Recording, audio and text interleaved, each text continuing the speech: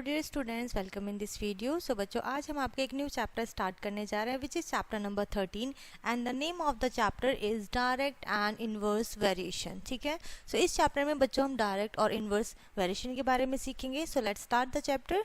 सबसे पहले पढ़ेंगे बच्चों हम introduction. Before starting with the concept of variation, variation के कॉन्सेप्ट को स्टार्ट करने से पहले बच्चों हम रिवाइज करेंगे what we have learn in the earlier classes, जो हमने पहले क्लासेस में सीखा था अबाउट रेशियो एंड प्रोपोर्शन। ठीक है, रेशियो एंड प्रोपोर्शन से क्या करते थे हम, कंपैरिजन करते थे। ठीक है, सो रेशियो क्या होता है, when we compare two quantities by division. जब हम डिवीजन से कंपेयर करते हैं, डिवाइड करते हैं बाय वन डिजिट या वन नंबर टू अनदर। ठीक है, इट इज कॉल्ड रेशियो, वो हमारा रेशियो कहलाता है। And the ratio of two quantities, two quantities में होता है ए एंड बी, और ए अपॉन बी या फिर ए इज टू बी आप राइट करते हैं। A is to 3, 2:6, 3:9 represent the same ratio, ये सेम रेशियो को रिप्रेजेंट करते हैं। सो 1:3 expressed as their lowest term, such ratio which when expressed in their lowest term can be expressed as a common ratio। ये इसे common ratio या आप इसे equivalent ratio बोल सकते हैं। ओके, नेक्स्ट हम पढ़ेंगे बच्चों proportion। If after comparison two ratio are equal, अगर रेशियो के बाद दोनों ही आपके जो पोर्शन है कंपैरिजन के बाद इक्वल आते हैं, they are said to be a form of proportion। ठीक है, वो proportion की फॉर्म में होते हैं। दैट मीन्स 4 मेंबर्स होते हैं बच्चों। सो P Q R S are in proportion, so P is to Q is same as R is to S। so यहाँ पर बच्चों, यहाँ पर आप देखें cross multiplication, the number P and S are called extreme। P और S extreme होते हैं, Q R आपके मीन होते हैं। If 4 members are in proportion, 4 members proportion में होते हैं, then the product of their mean, तो प्रोडक्ट जो होगा बच्चों इन दोनों के मीन और एक्सट्रीम का इक्वल होगा।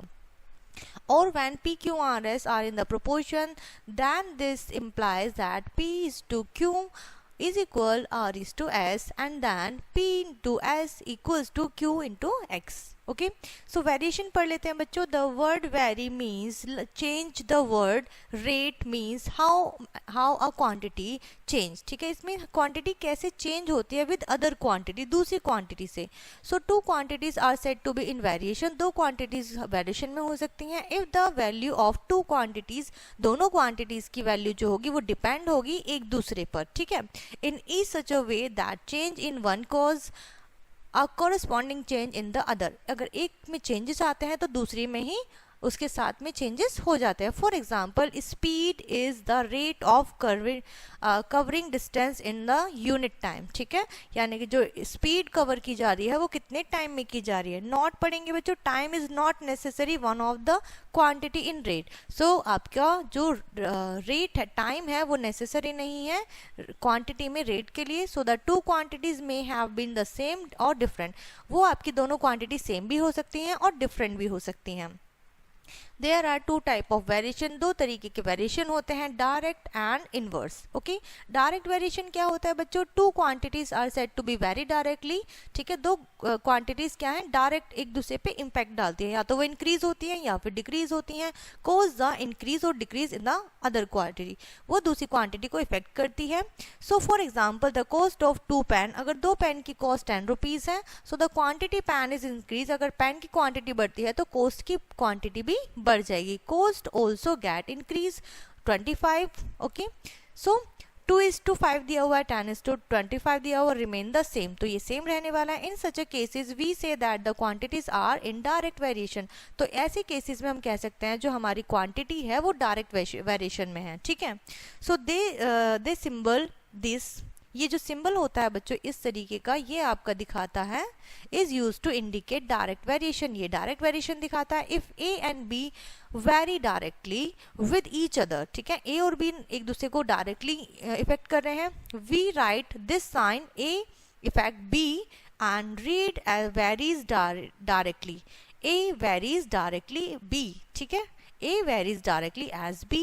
If A varies directly as B, then A upon B is equals to K, where K is called the constant of variation, ये constant of variation होता है। Also in the proportion A is to B into C, C is to D if the number A need to be multiplied. अगर A में multiplication हो रही है by the number K to get B, B को प्राप्त करने के लिए to get B. C also has to be multiplied, C को भी हम K से मल्टीप्लाई करेंगे like this to get D, D को आंसर लाने के लिए. सो K is called the constant. K क्या है बच्चों? constant of variation कहलाता है. The constant of variation is always positive. ये हमेशा पॉजिटिव रहता है, कभी भी माइनस में नेगेटिव नहीं आता है. We shall explain the concept of direct variation by the mean of more examples. और बहुत सारे एग्जाम्पल्स है like number of books and cost. जितने आपकी नंबर ऑफ बुक्स बढ़ेंगे तो आपकी कॉस्ट भी बढ़ती चली जाएगी. सेम नंबर ऑफ पेंसिल्स, ठीक है, आपने जितनी पेंसिल परचेज करनी है, सो यहाँ पे 5 पेंसिल की कॉस्ट 25 है और 7 पेंसिल की cost 35. It means pencil number of pencils बढ़ रहे हैं तो आपकी कॉस्ट भी बढ़ रही है. नेक्स्ट एग्जांपल यहाँ पे आपको गिवन है बच्चों टाइम और नंबर ऑफ बोटल्स. ठीक है, नेक्स्ट यहाँ पर है height of mass in a model and actual height of ship. ठीक है, एक मॉडल की हाइट और एक शिप की हाइट, ठीक है, उसके अकॉर्डिंगली दिया हुआ है. तो यहाँ पे अलग अलग एग्जांपल गिवन है, आप इन्हें रीड कर सकते हैं. उसके बाद आती है बच्चों एक्सरसाइज जो कि इसी के ऊपर बेस्ड है.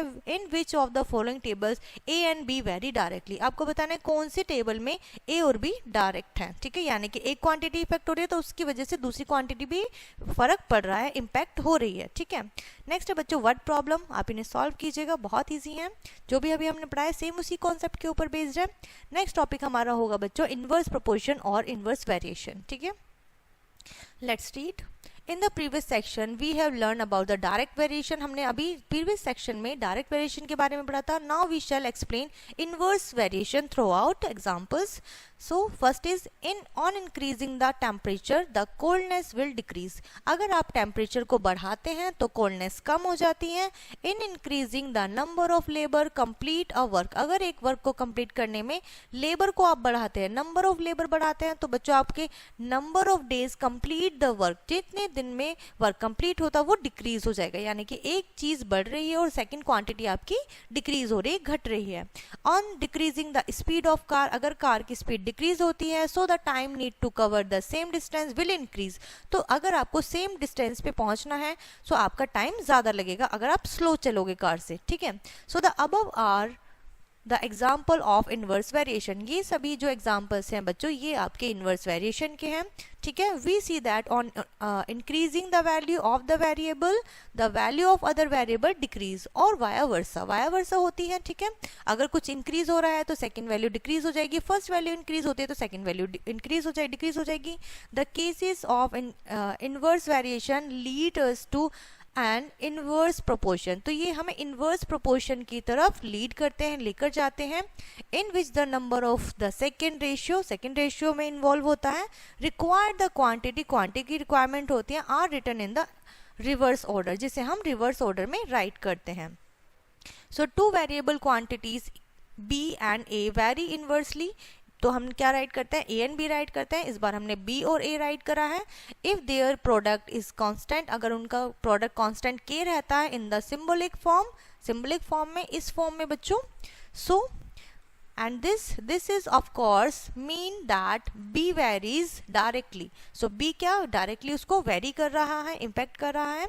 ठीक है, सो उसके बाद आते हैं बच्चों आपके यहाँ पर सॉल्व एग्जाम्पल. आप इन्हें रीड करिएगा. स्पीड है, टाइम टेकन है, सो स्पीड बढ़ेगी टाइम कम हो जाएगा, स्पीड कम होगी तो टाइम बढ़ जाएगा. ठीक है, यहाँ पर आपको सॉल्व एग्जाम्पल है, आप इनको रीड करिएगा.